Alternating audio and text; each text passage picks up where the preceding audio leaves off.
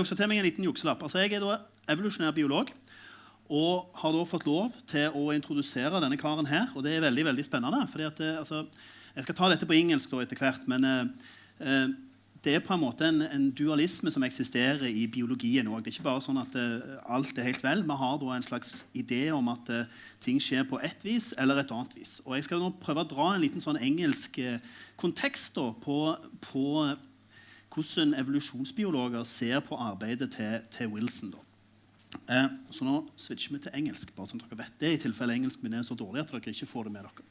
Okay, I'll continue in English now. So, how can evolutionary biology explain self-sacrifice?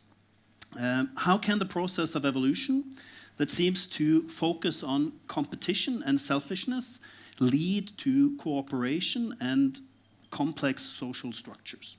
How can altruism evolve? That is sort of one of the big questions that David Sloan Wilson here has tried to tackle for many years, often in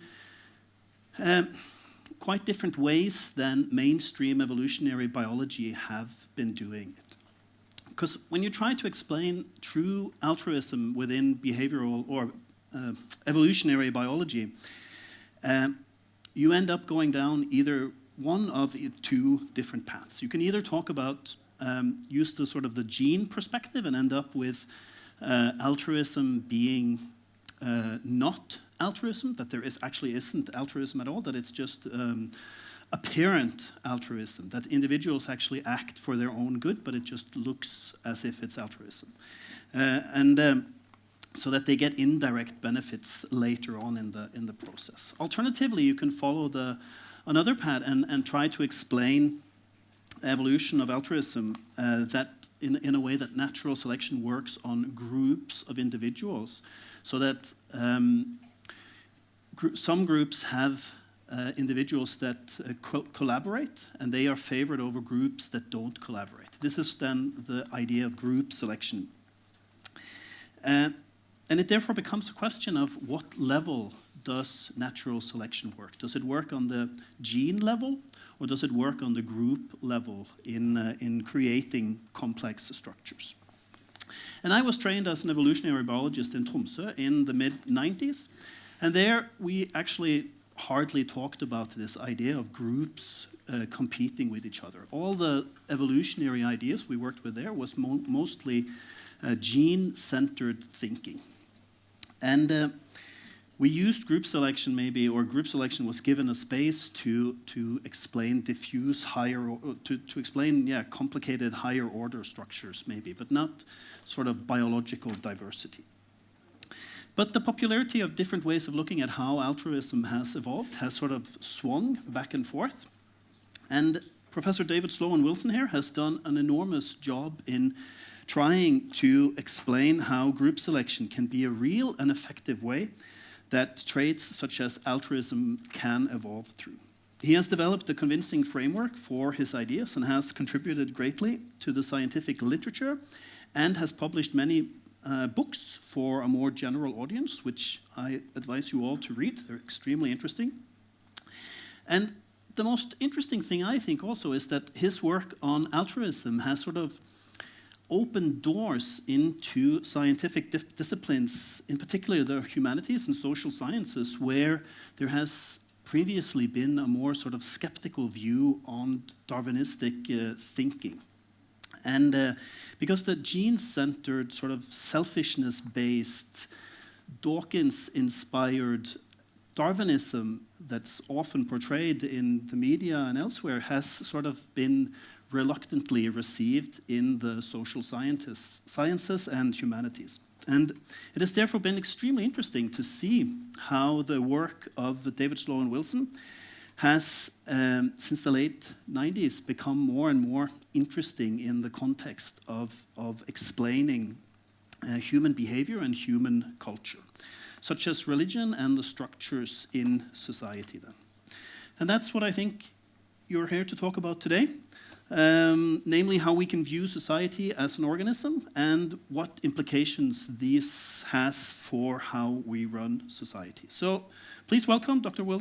David Sloan Wilson onto the stage. Thank you very much. Thank you. This is the way that all lectures should be given.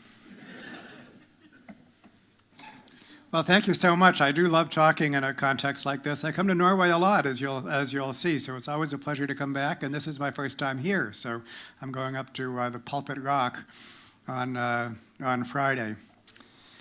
Okay, so the concept of society as an organism has a long, long history, stretching all the way back to antiquity.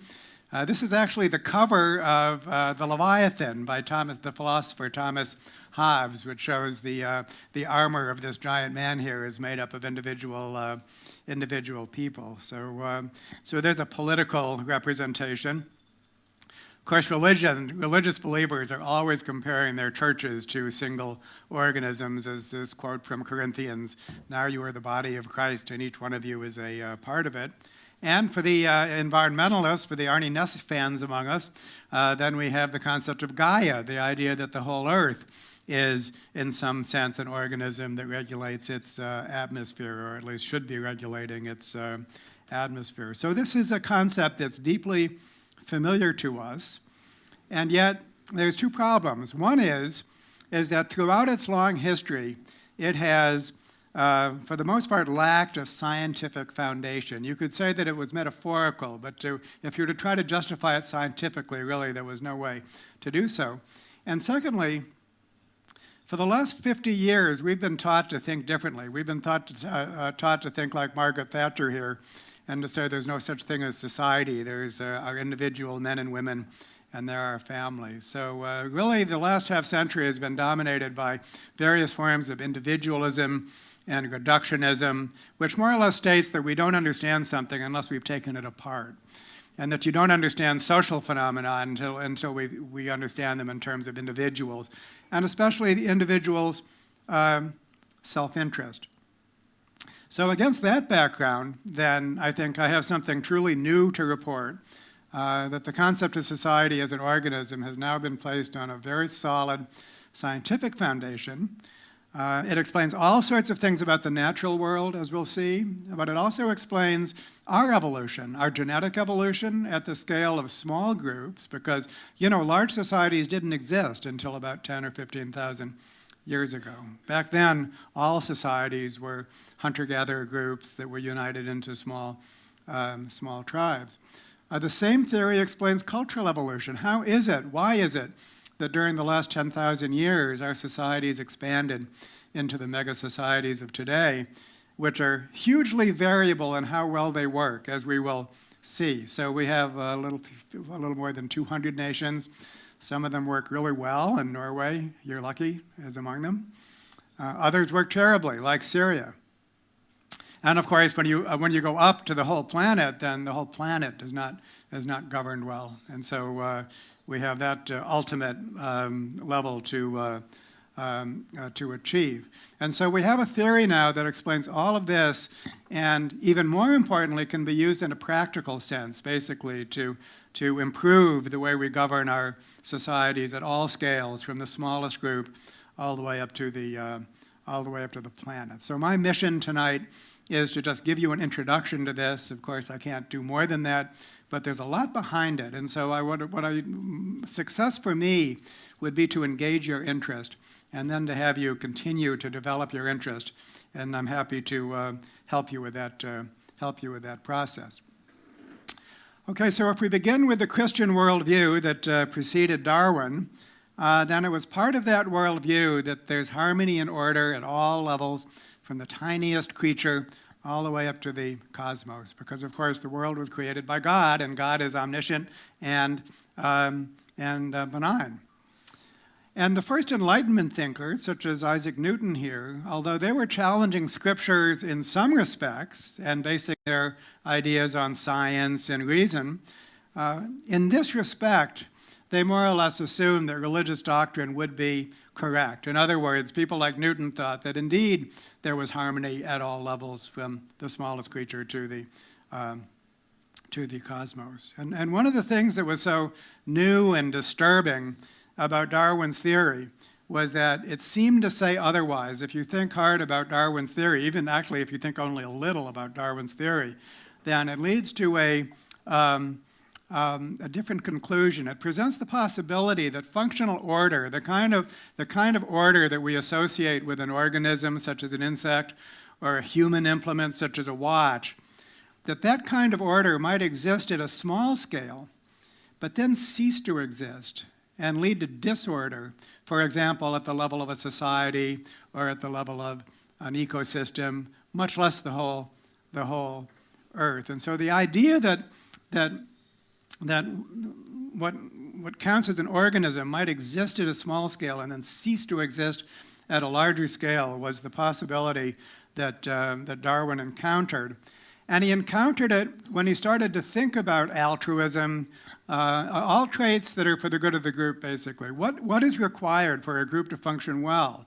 And when he thought about those traits, he realized that actually he could not explain them on the basis of his theory unless he added something to that theory. So here's the dilemma. The fundamental problem is that natural selection is based on relative fitness. It actually doesn't matter how well an organism survives and reproduces. It only matters that they do so better than other organisms in the vicinity. Evolution is relentlessly comparative. As my colleague Robert Frank says, life is graded on a curve, just like in a course. You know, the grade you get in a course, when your course is graded on a curve, depends on how everyone else is doing. And so given that, if you think of the traits that are required for making a group function well, typically they seldom maximize relative fitness within groups. Why is that? It's because as a solid citizen, I have to do things for others. I have to coordinate my activities. I have to spend time, energy, and risk on behalf of others or the group as a whole. And all of those are less fit than behaviors which are perhaps doing nothing, free riding, or various forms of active exploitation. It's those behaviors, the antisocial behaviors, which seem to maximize relative fitness within groups. This problem runs so deep, it goes beyond the kind of traits that we think of as altruistic, in other words, requiring self-sacrifice. Imagine what you can call a no-cost public good. Something that I can do that benefits all of us at no cost to myself. You'd think surely something like that can evolve. But then wait a minute. Imagine a group with 20% of my kind, and thanks to us, we all do better. What's the percentage of my kind after we've done that? It's still 20%. Natural selection requires differences. And if you benefit everyone, including yourself, you haven't generated differences. There's no evolution in a win-win situation. Now, you might think that if we have some kind of system of costs and rewards and punishments, that we can get a society to work well that way. Well, think about that. If I reward you for being a solid citizen, then I am providing a public good for everyone. And if I punish you for being a cheater, then I am providing a public good by causing you to desist from cheating. And so once again, that places me at a relative fitness disadvantage compared to somebody who simply does nothing and gets the benefits of all of that public good provision. So the dismal conclusion is that Darwin was forced to encounter is that natural selection within a group, the natural selection that takes place within a social group is insensitive to the welfare of the group. Anything that floats all boats or sinks all boats, natural selection is insensitive to. And so there is the problem. And fortunately, there is a solution. And Darwin did come up with the solution. So the solution is that if you think about it, that social behaviors are almost always expressed in groups that are small compared to the total population. So the total population might be everyone on an island, but the social behaviors are typically expressed just with a small group of surrounding individuals. And so what this means is that most evolving populations are multi-group populations as far as the evolution of social behaviors are concerned.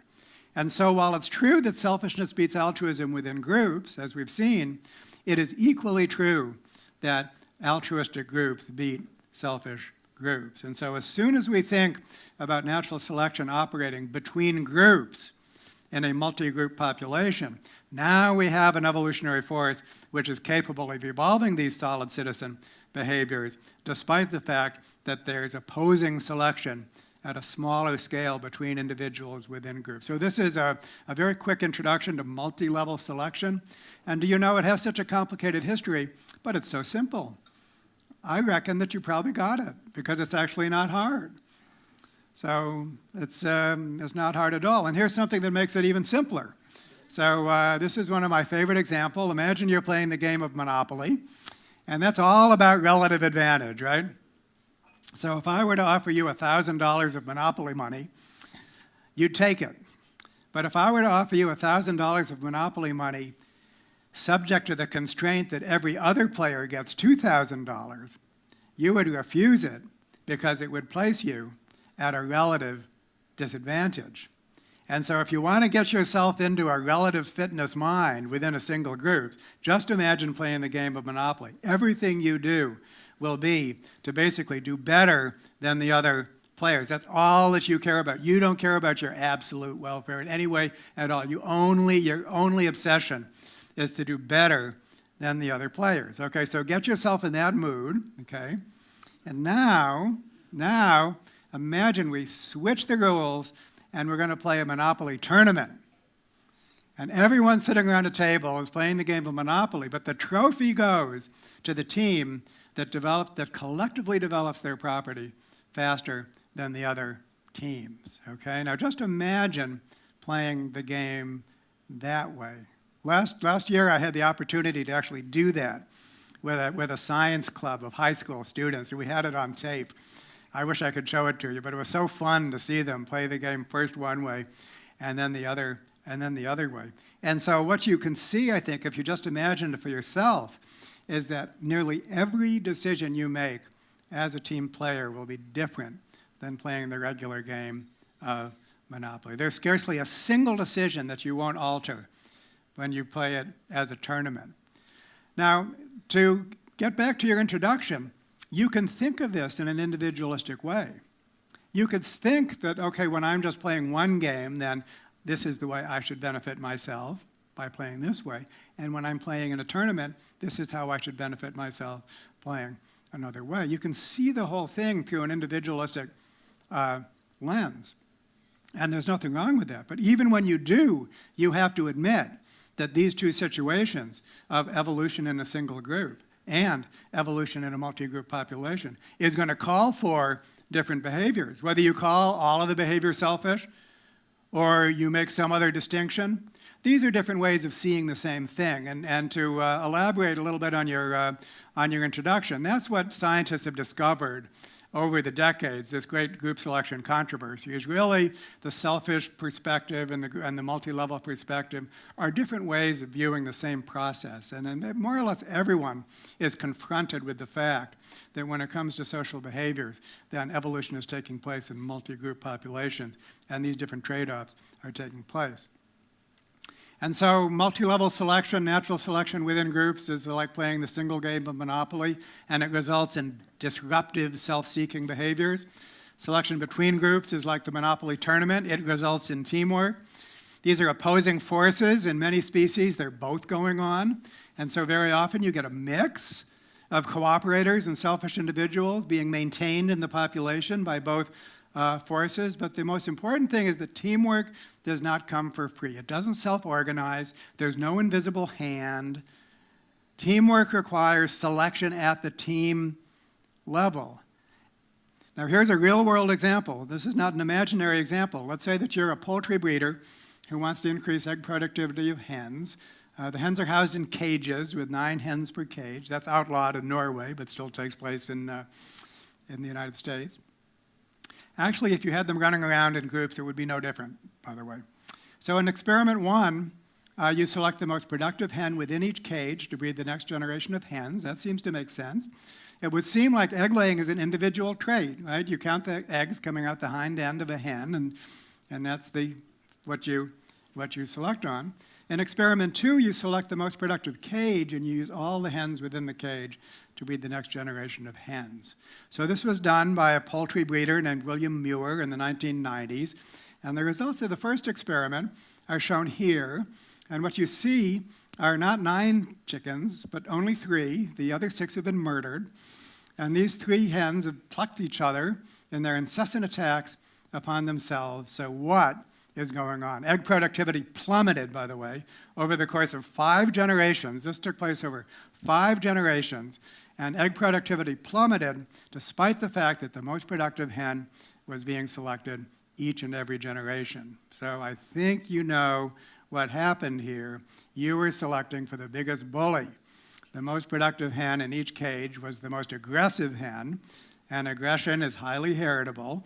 And so in 5 generations, you produced a nation of psychopaths. And it took only 5 generations. So this is like the single game of Monopoly. We should worry about this. Here's the result of the second experiment. It's like the tournament version, basically. When you select the most productive cage, you're selecting for the most cooperative hens, the most docile hens, the hens that love to be with each other. Wouldn't think of plucking each other's feathers. And so egg productivity increased here because basically we staged something like the Monopoly tournament, and docility is as heritable as aggressiveness, and so we were able to select this trait in only 5 generations. I think this is astonishing when you think. We think of genetic evolution as a slow process that requires many hundreds of generations. No. 5 generations is all that it takes. Well, I've been describing this experiment for a long time, and one of the first times that I did this, a professor ran up to me afterwards and she said, "That first chicken is like my department. I have names for those 3 chickens." And so I can just imagine the department that this professor was at. And so, that's funny, but actually it says something very important, because basically, obviously, genetic evolution was not taking place, but something else was. There's something about behaviorally flexible individuals choosing their social strategies, which is a lot like genetic evolution. And if you create a human social environment in which self-aggrandizing behavior succeeds, and there are many policies, at least in the United States, that more or less rewards the professors on the basis of their individual productivity, does not reward them for service, does not reward them for teaching, and rewards them basically for being stars, research stars. And what would you expect to happen other than to get individuals that don't care about the group? And this was all done through a process of filtering. Okay, maybe the individuals don't change, but you end up just filtering out the ones that are like this. Or individuals do change. They see this is how they're going to get ahead this way, not this way, and so that's what they do. So choice, behavioral choice in flexible individuals will give you an outcome similar to genetic evolution. And that's why these ideas are so powerful. Why these ideas are basically not something that we need for poultry breeding. So by the way, the eggs on your table come from the second experiment, not the first. So, and we need to do the same thing with our social environments, as you will see. Now we can take all of this, which I've described at just 2 levels, individuals and groups, and you can stretch it out to multiple levels, because we exist like these Russian dolls in groups within groups within groups. And that logic of within and between group selection exists at every rung of this multi-tier hierarchy. So what's good for me can be bad for my family. What's good for my family can be bad for my clan. What's good for my clan can be bad for my nation. What's good for my nation can be bad for the planet, as we will see. What's good for the corporation can be good for the global, bad for the global environment. And so there's a general rule that we can say at all rungs of this hierarchy, is that adaptation at any level, for any level to function as a team, as an organism, requires a process of selection at that level and tends to be undermined by selection at lower levels. This is the opposite of the invisible hand. The invisible hand pretends that the pursuit of self-interest robustly benefits the common good. And if that's true at all, it is true only in the most circumscribed of setting. So this is a profound alternative to the concept of the invisible hand. So I hope you can see that this is foundational. The good news is that functional organization can extend to higher levels. It does not need to exist only at the individual level. It can exist for higher level units. Altruism and other traits associated with teamwork can be explained at face value as products of natural selection. It's not true that natural selection explains selfishness easily and altruism only with difficulty. It explains both with equal ease. The bad news is that special conditions are required, which can be quite restrictive. And so nature is full of examples of groups that work well as groups and ecosystems that work well as ecosystems, okay? It's also full of examples of social groups and ecosystems which would be, we would never want to live in. They would be horrible, despotic societies as far as we were concerned. But that's what evolution produced, and it's not going to change. It's basically, that's just the way it is, given the balance between levels of selection. We can find all of those examples in nature, many examples of both of those in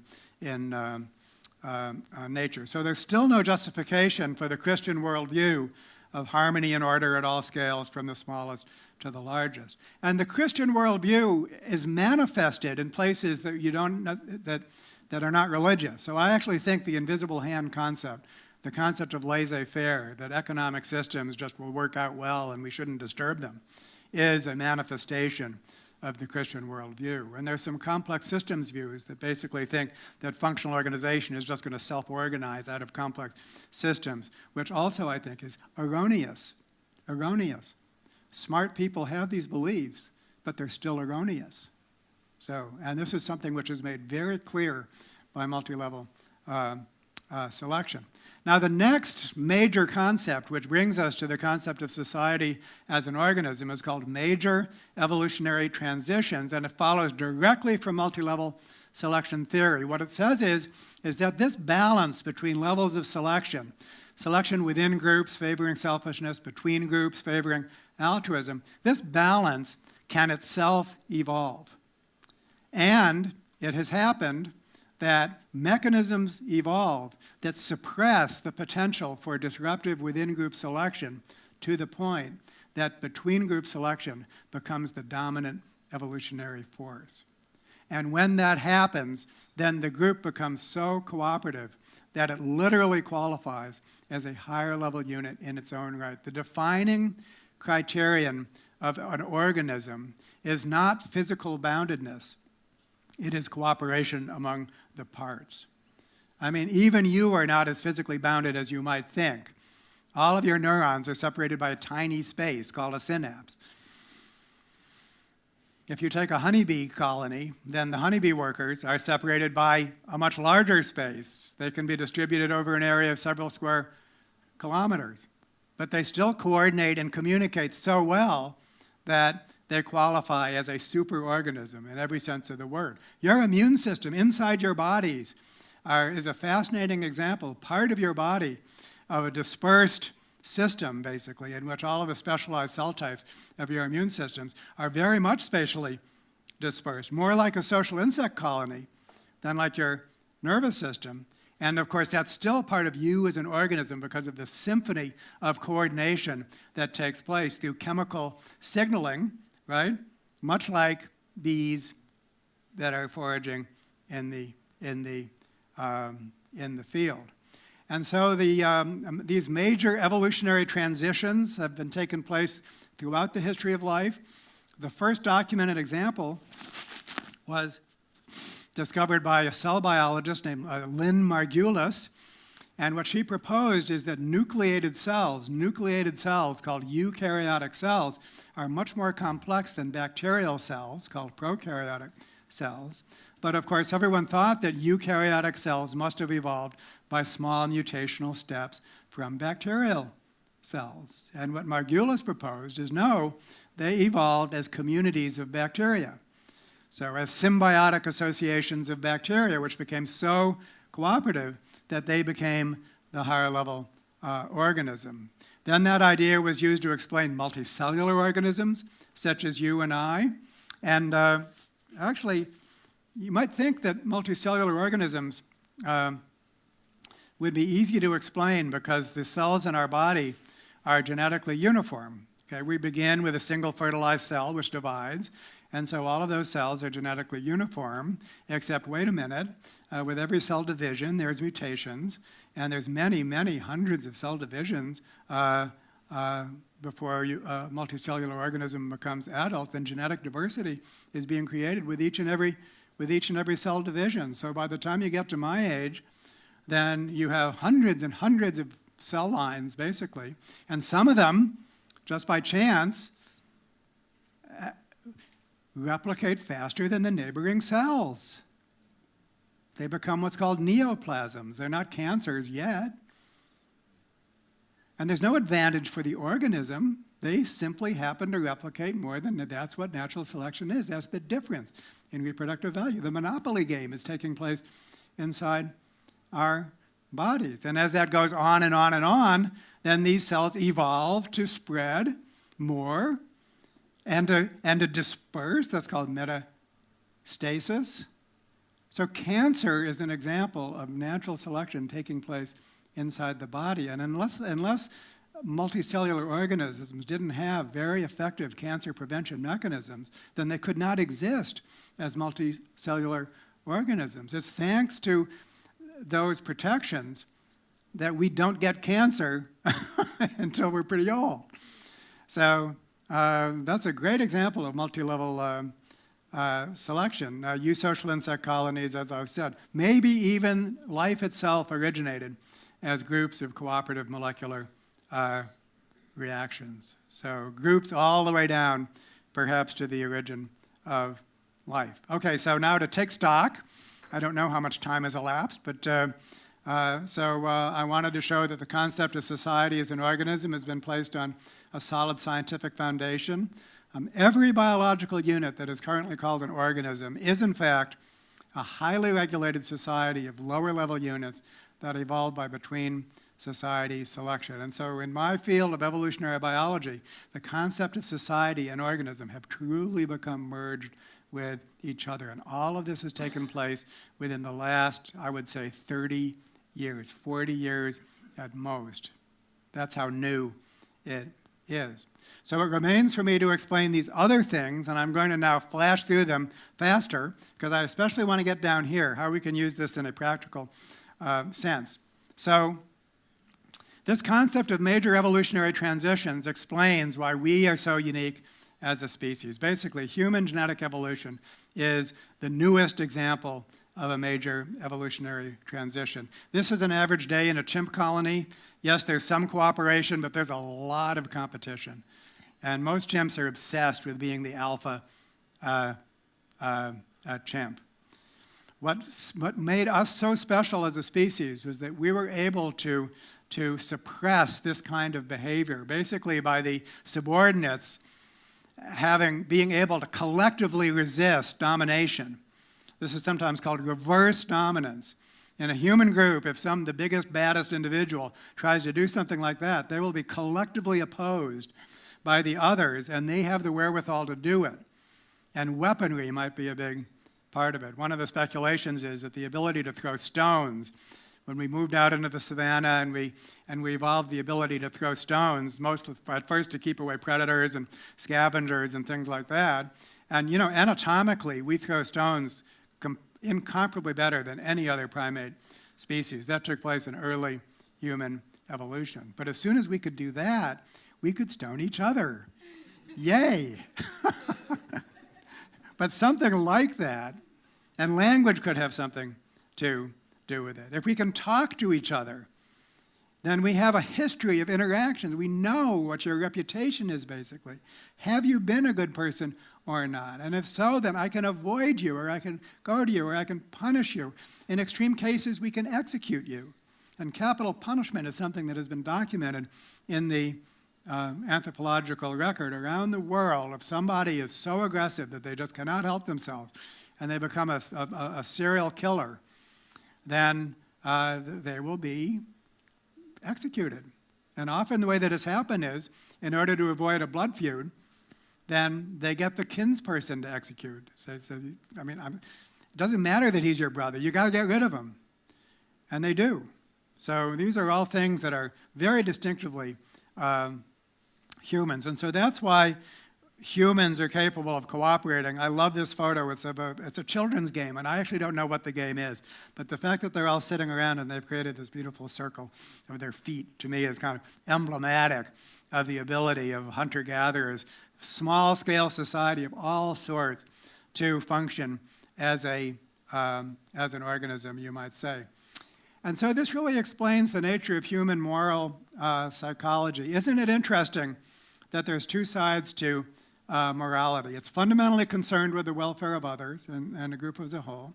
It includes a desire to help others as an end in itself, altruism, I want to help you, empathy, sympathy, as we see in the Good Samaritan here. But just as much, it includes moral obligations, is that we do this is what we do, and if we don't, then there are consequences. These seem like they don't go together, but actually they do go together, because it's this. If this isn't here, then this becomes vulnerable to exploitation. It's thanks to this that it's safe to be an altruist. The coercive side of our moral psychology basically makes it safe for us to be other-oriented. When these moral rules are in place, I can freely give of myself, and I know that I won't be harmed. But if they're not in place, then all bets are off. And we're smart about that. We can assess our social environments, and we know how much to invest in our social environments depending upon the risk that we are placed. So there's all kinds of physical teamwork, including child care. And this book here by Sarah Blaffer-Hrdy, Mothers and Others, talks about how much allo-parenting, she calls it, help from both, not just the husband, but other women and other men, is crucial in human evolution. Also, mental teamwork. And when you think of just about everything that's mentally distinctive about our species, then it has various forms of teamwork. Perception, what we see, what we're called attention to. Memory, being a distributed process, right? Especially before we could download information, with the advent of writing, and then of course with the everything that's happened since. Before that, everything known had to be carried in people's heads, and you had to have access to it. So memory, decision-making as a group process. Groups can make decisions better than individuals. Language and other forms of symbolic thought. Everything we associate with the arts, when you think of how they actually evolved as part of our natures, it has to do with group functioning, basically. Bonding, dancing, music is all bonding groups, creating social context, and more or less informing what we do. Laughter is something which almost certainly preceded language. So there was a time during our history when we were laughing without having a single thing to say to each other. I'd love to go back there and see what that was like.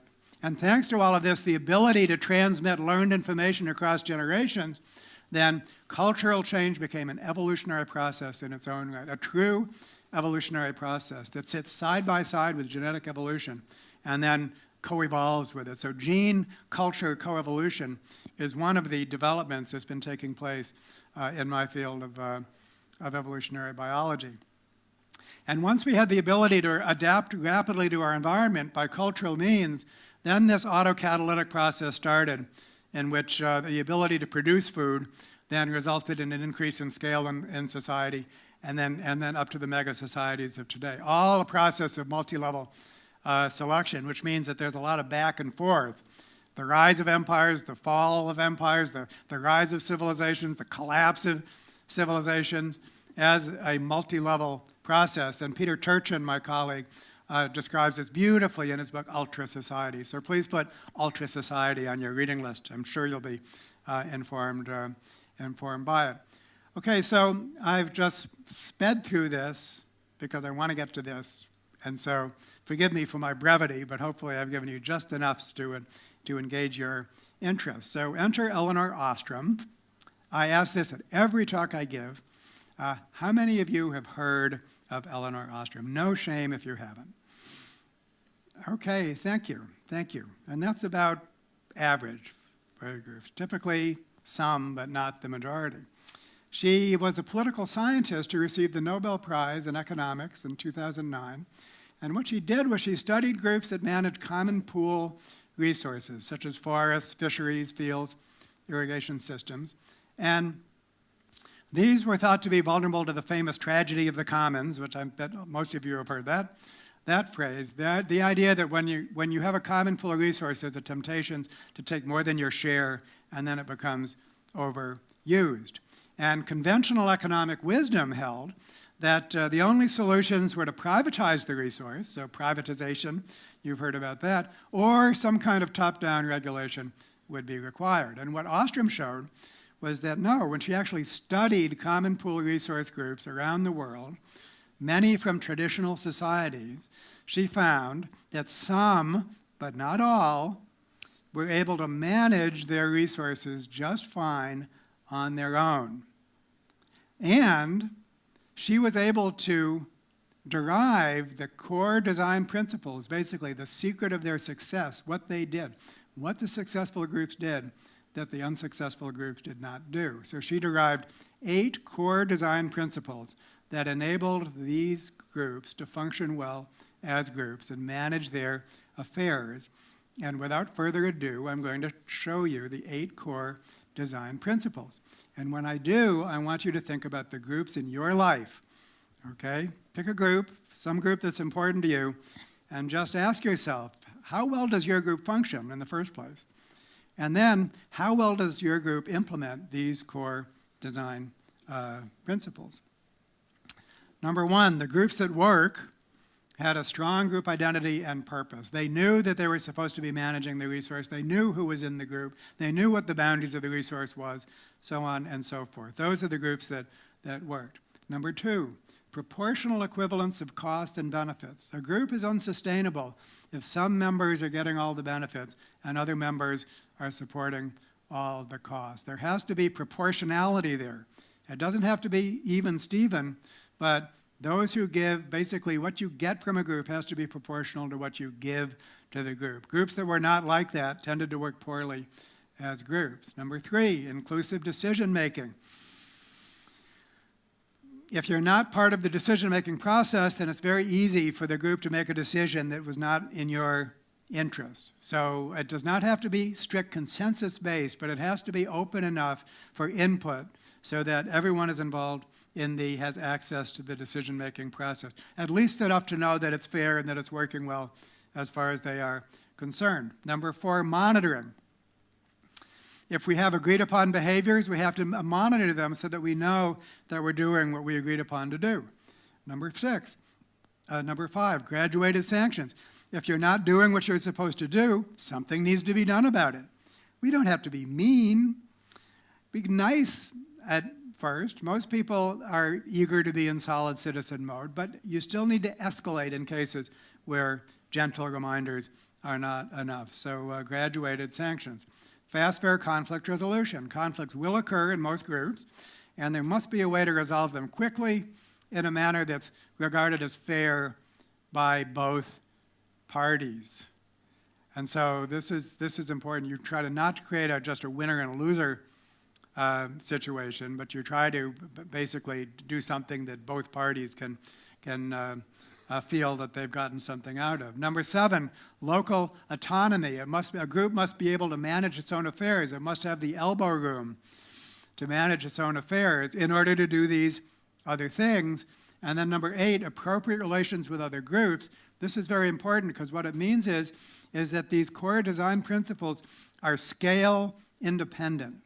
It means that they're needed for relationships between groups just as much as relationships among individuals within groups. And this is so important as we scale up, basically, from the scale of small groups to the scale of multi-group societies. Now, I hope you can see that these core design principles map really well onto multi-level selection theory. And I was honored to work with Lynn Ostrom for 3 years prior to her death. And we generalized the core design principles from an evolutionary perspective. But I think you can see that basically groups that have these design principles have accomplished a major transition. These design principles suppress the ability to benefit yourself at the expense of others within the same group. Okay, and so therefore, groups that are structured this way, the only way that they're going to succeed is by everybody working together. And isn't it amazing that the conditions for modern groups to function well are the same as the conditions for our genetic evolution as a highly cooperative species? The same social environments and conditions that caused us to genetically be such a highly cooperative species are needed in our own groups. And I wager that if I could go back to that professor who said that her department reminded her of those 3 chickens, then I would be able to see that that group, her group, actually did not implement the core design principles well. So this leads to a bold prediction. When we generalize the core design principles, we can say that they do not just apply to this particular kind of group. They should hold for all groups whose members are trying to work together to achieve a common goal.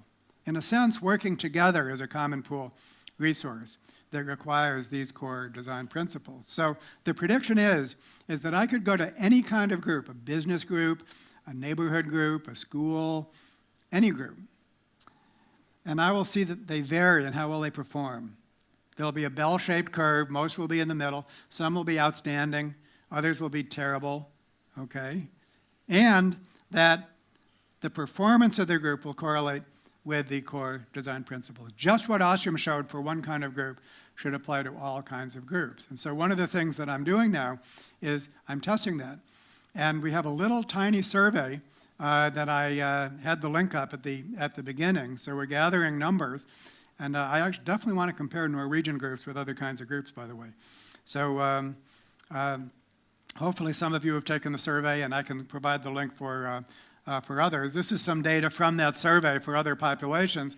And basically what it shows is that when we ask people to imagine a group that's important to them, and then we ask how well does that group do in terms of commitment, satisfaction, and trust, and then we ask them how well that group implements the core design principles, we get very strong correlations. So basically, here's some proof, some evidence that these groups, all kinds of groups, need the core design principles just as much as the one studied by Elinor Ostrom. Now, another bold prediction, as I said, is that these principles should be scale independent. And so if we go to larger social units, such as nations, this is a graph from a book called The Spirit Level. And there's other famous books, such as Why Nations Fail, which evaluate the performance of whole nations. We get graphs like this, in which here we have, on this axis, the welfare of the society, basically. On this axis, we have income inequality, which is the design principle 2, proportional cost and benefits, showing this tight correlation. Here's the better end of the graph, and Norway is here. All the Nordic countries are here, along with other countries. That's Japan. Switzerland is here. And then here, leading the pack, is United States of America in inequality and in social welfare. You know, it wasn't always that way.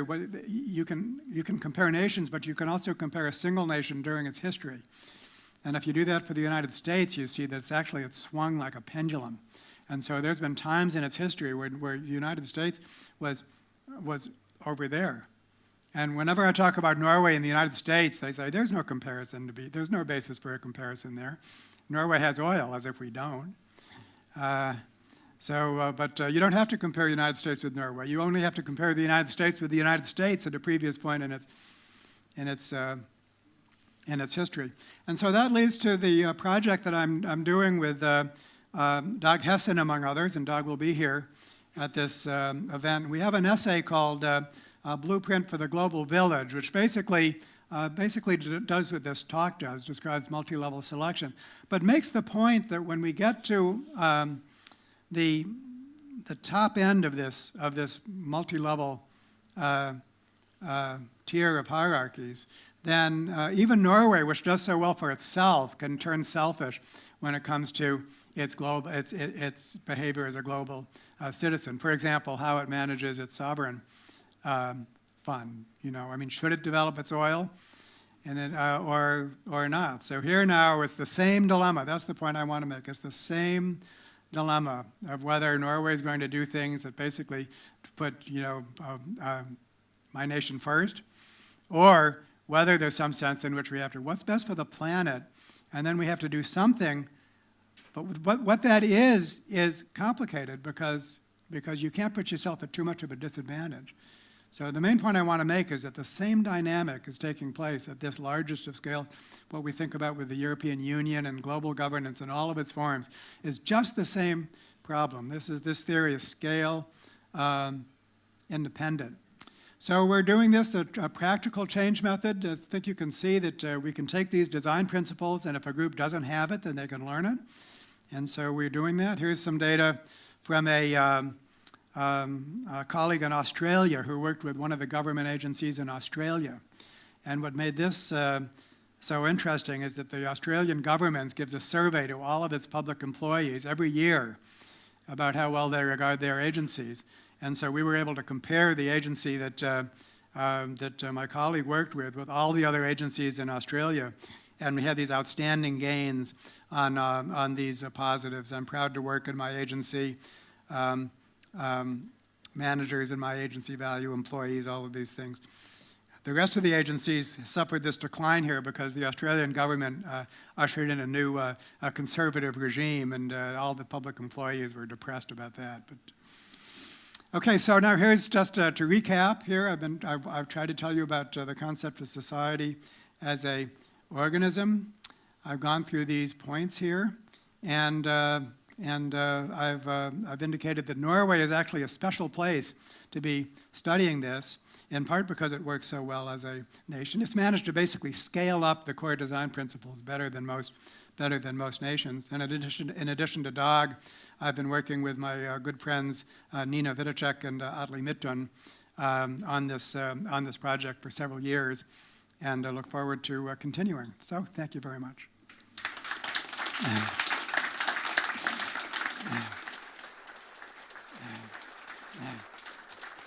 Hey, so hopefully I didn't go on too long, and there's still time. You can still hang around for questions. Yep. Should we just do some questions? Does anybody have anything they want to ask David about? No questions. Okay. No, you always have to count to 10 before you. I'll try to formulate something, because I mean, you are in Stavanger now. This is the oil capital of Norway, and by chance, this is also the capital of climate denial in Norway, perhaps the whole world. Do you see any way that you're thinking of sort of society as an organism can help deal with these issues? That's probably what you're trying to get to in this project you were describing here in the end. Well, something you just raised here is when do we become science deniers? And why is it that we take on beliefs that are not true? And it's important to distinguish between, and this is another topic where evolution has something to say. Think of any belief and imagine measuring it in two ways. First of all, how well does it correspond to what's out there? It's factual basis. And secondly, what does it cause us to do? I call this factual reality and practical reality. And it fascinates me that the word realistic, we use it in both sentences, and we just understand the context. We just toggle back and forth. So if we're at an art museum and I see a realistic painting and I comment on how realistic it is, it means that the painting corresponds to the object of the painting. And then if we have lunch and you outline some get-rich scheme to me, I'd say, that's not realistic. I'm saying, that's not going to work for you. So we actually are deeply intuitive with both practical and factual realism. But what evolution has to say is that our minds are basically designed to create beliefs that are practically realistic, that cause us to behave in ways that are going to be good for us. And so that's why we're so willing to throw the truth under the bus, basically, is when it's all based on what it causes us to do. And so for that reason, I think that a region of Norway in which its livelihood depends on oil will be the same region that's most skeptical about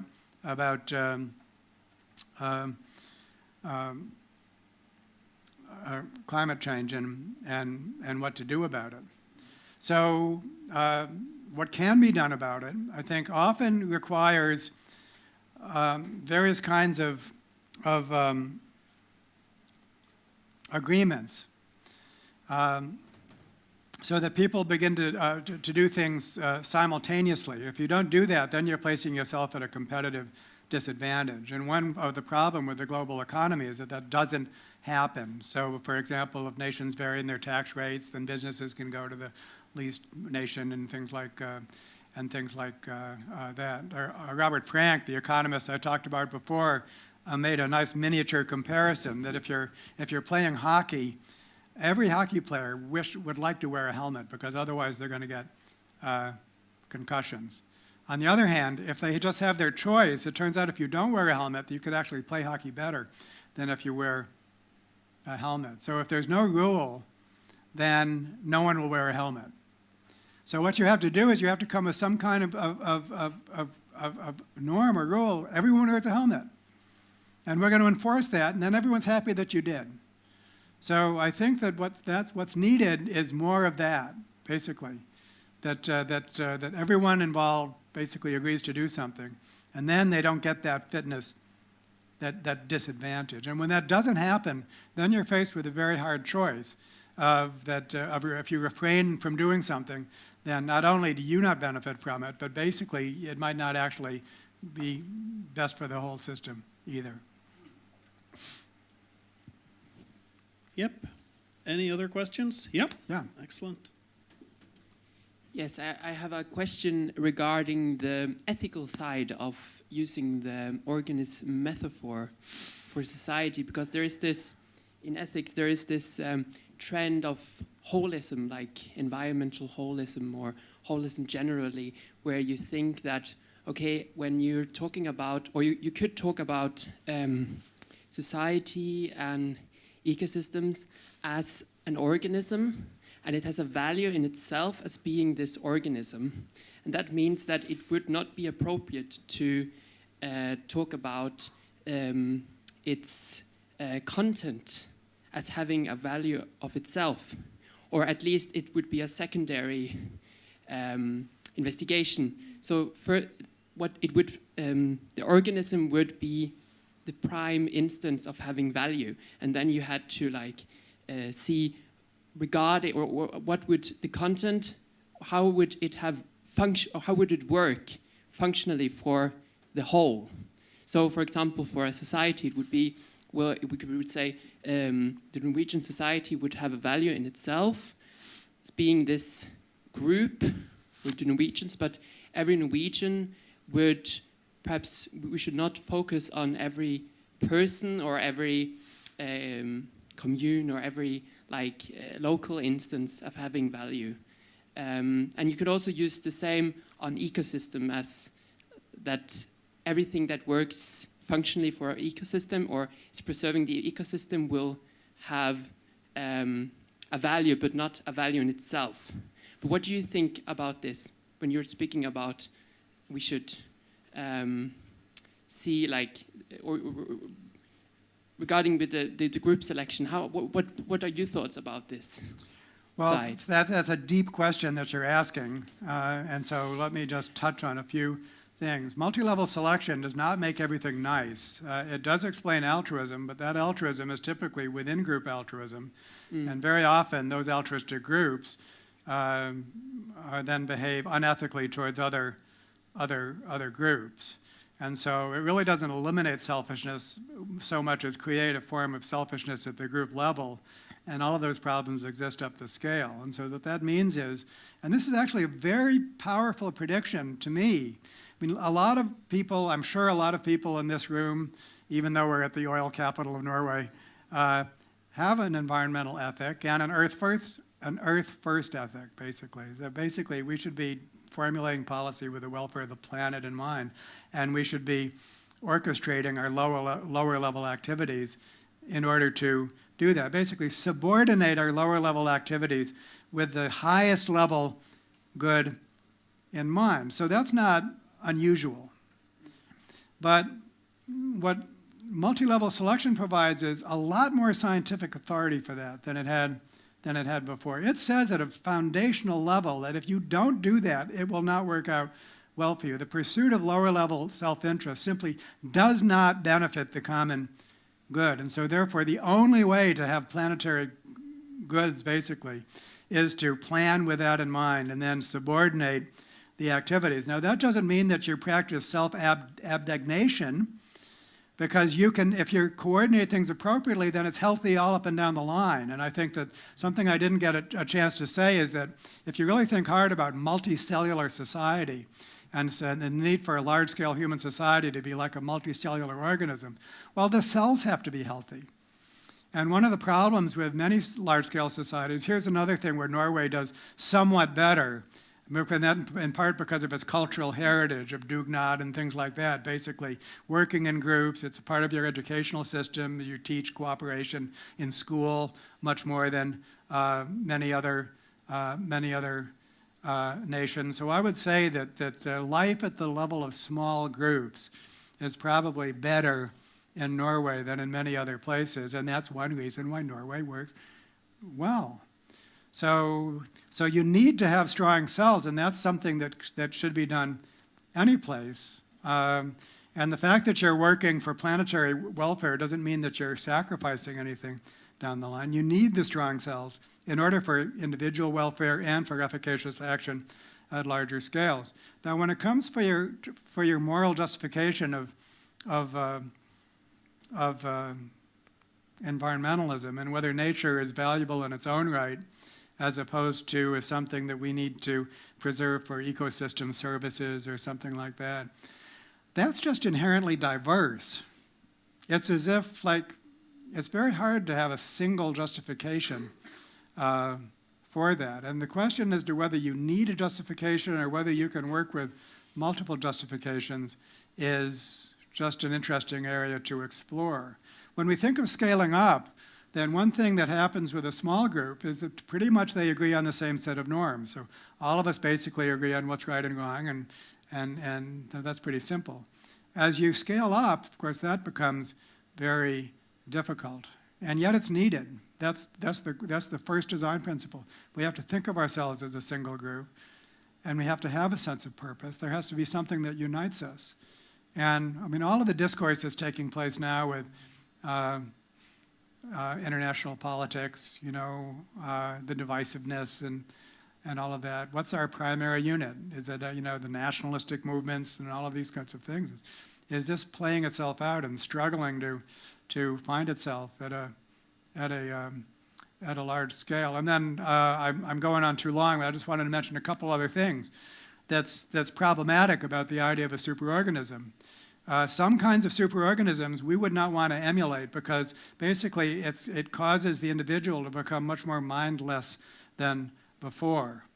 In a social insect colony, for example, or a multicellular organism, the cell is just not a thinking entity.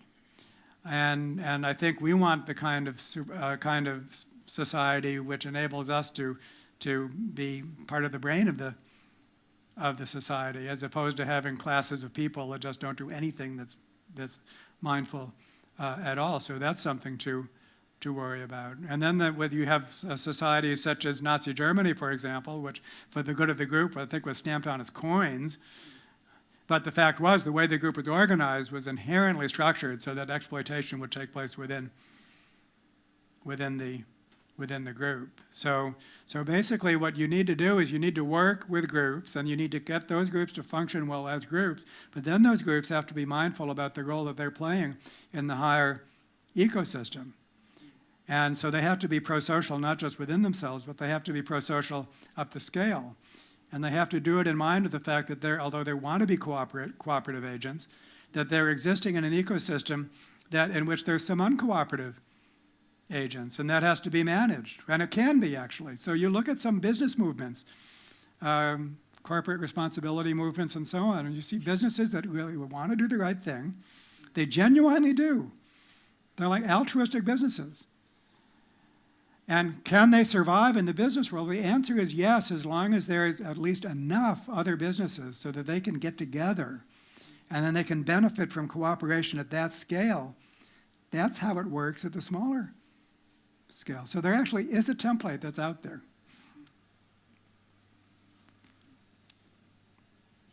Okay, any other questions and comments? No? I would very much like to ask one. As an evolutionary biologist, Okay. I would really, really like to hear your opinion on why were, and perhaps are, the trenches dug so extremely deep between the gene selectionists and the group selectionists? Like, why? What's your opinion? I realize that you are not compromising, but maybe bridging in many different ways, because you're using both levels of selection, or all the levels of selection, through your multi-selection theory. But why do you think that the trenches are deep? Because the trenches are really, really deep. Well, one thing that I would begin to answer that question in a way which is appropriate for this audience, because I know that this audience is a diverse audience, and it includes many humanist and disciplines, not just science disciplines. And if you take a broad look at intellectual history, then what you find is that the middle of the 20th century, you could call it the age of individualism. So across the board. So in the social sciences, we had what's called methodological individualism. You don't understand something until you see it as a form of self-interest. In economics, we have the whole neoliberal economics that led to that Margaret Thatcher comment. And so it was during that period that evolutionary theory also took its own individualistic swing. And it's almost as if that the science was being, like the tail being wagged by some bigger dog, that something was happening culturally that was just like driving towards individualism. And that made it easy for evolutionary biologists to follow suit, basically, and to explain everything as a form of individual advantage. And so I think that's actually a big part of the problem. And this idea of multiple perspectives, I feel like I'm not giving you a concise answer to the you're giving me images of Richard Dawkins and the selfish gene sitting on the end of the tail of a dog being wagged around, and that's a pretty funny one. So yeah. Well, you know, I mean, I love to criticize Dawkins, but the fact is that in his own way, he did explain cooperation. I mean, he would explain, for example, the rowing crew. The genes are like individuals in a rowing crew. They have to cooperate with other genes in order to win the race, basically. So although there's really selfish genes that benefit them, like cancers, there's a really selfish gene. It's benefiting itself at the expense of other genes in the same organism. But for the most part, Dawkins would say, is that genes are selfish by being cooperators, and that you could ramp that up a little bit. And so basically, cooperation is part of his framework. It would be wrong to say otherwise. So now you get to the idea that it's a matter of perspective. Yeah. And that's what we've come to, basically, is what we thought were different theories. In standard science, when we have different hypotheses, they're invoking different causal processes such that one can be right and the other can be wrong. We do some experiments, and then we decide the matter, and then we repeat that procedure. But now we have something else. We have different perspectives, basically. Yeah, isn't this what you talk about it with using the term equivalence? This is called equivalence. Yeah. Yeah. And so that makes it more really like humanistic disciplines, exactly. that we can see things in different ways, and that we need to be good translators, basically. We need to be multilingual. And often when we thought we were disagreeing with each other, we were basically just, looking at things in different ways. I think that I made that point in my Monopoly example. I could well imagine you playing the tournament version of the Monopoly game and being totally selfish about it. You want to win. You actually don't care about your teammates. You want to care about yourself, but you know that and so on. So these are all things that, and there's more. I mean, there's a distinction that needs to be made between altruism defined in terms of actions. That if I actually do something that's good for you at my expense, that's altruism defined in terms of action. But then there's the matter of how I think about it. So did I think about it because I actually wanted you to do better? Or because it gave me some kind of hedonistic pleasure? Or because I thought I'd get to heaven? Or all these different ways to think about it. So there's a whole set of definitions based on mental processes that is, you might say, orthogonal to what takes place at the level of action. And it goes on from there. So, but I also want to say that if you look at the peer-reviewed literature, in other words, the people that are actually publishing on this topic, then for the most part, I think the controversy is over. And but it's sometimes hard to tell on the basis of you know, the wider kind of public.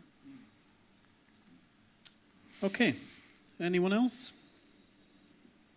Well, okay, then I would just really, really like to thank you for coming and giving this talk. This was very, very interesting, and I really look forward to hearing you again on Saturday.